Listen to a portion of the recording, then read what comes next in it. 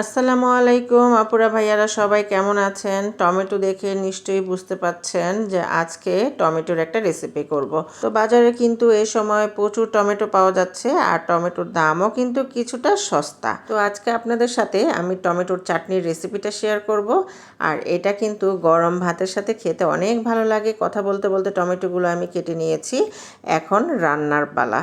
তো আমি চুলায় একটি কড়াই বসিয়ে দিয়ে দিয়েছি পরিমাণ মতো তেল। আর আমি কিন্তু টমেটোর চাটনিটায় শুকনো মরিচের ফোড়ন দেব। তো শুকনো মরিচগুলো লাল লাল করে ভেজে নিয়েছি। আর এখন এখানে দিয়ে দিলাম পেঁয়াজ কুচি আর কাঁচামরিচ ফালি।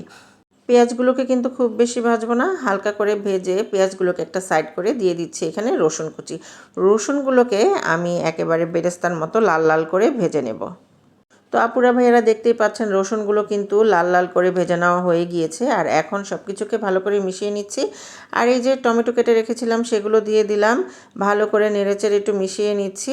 আর এখন এখানে দিয়ে দিব লবণ পরিমাণ মতো, দিয়ে দিচ্ছি আদা রসুন পেস্ট, আর দিয়ে দেব সামান্য হলুদ গুঁড়া। যেহেতু আমি শুকনো মরিচের ফোড়ন দিয়েছি এবং কাঁচা মরিচ ফালিয়েও কিন্তু আমি পর্যাপ্ত পরিমাণ দিয়েছি।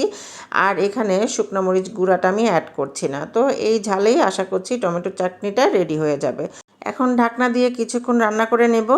আর এই টমেটোর চাটনিটায় কিন্তু আমি আর কোনো মশলা অ্যাড করব না। এখন বারবার ঢাকনা দিয়ে ঢেকে নেড়েচেড়ে দিলে কিন্তু এই টমেটো চাটনিটা রেডি হয়ে যাবে।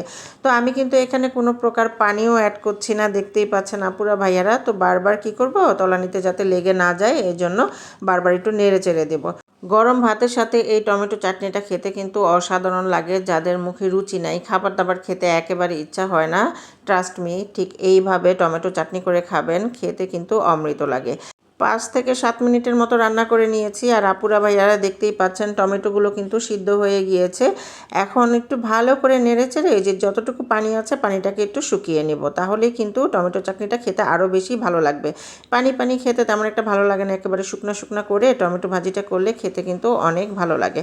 টমেটো চাটনির এই পর্যায়ে দিয়ে দিলাম ধনিয়া পাতা কুচি। একেবারে কড়াই থেকে উঠে চলে আসতেছে, ঠিক এই পর্যায়ে কিন্তু ধনিয়া পাতা কুচিগুলো আমি অ্যাড করলাম। এই যে দেখতেই পাচ্ছেন আপুরা ভাইয়ারা, এখন আরও 2-3 মিনিটের মতো রান্না করে নেব। আজকে তো আমি অনেকগুলো ভাত খাবো, দেখতেই পাচ্ছেন কতটা লোভনীয় হয়েছে। এই তরকারিটা থাকলে আর কিছুই লাগে না আমার প্লেটে। এটা দিয়েই আমি অনায়াসে 1 প্লেট ভাত খেয়ে নিতে পারি।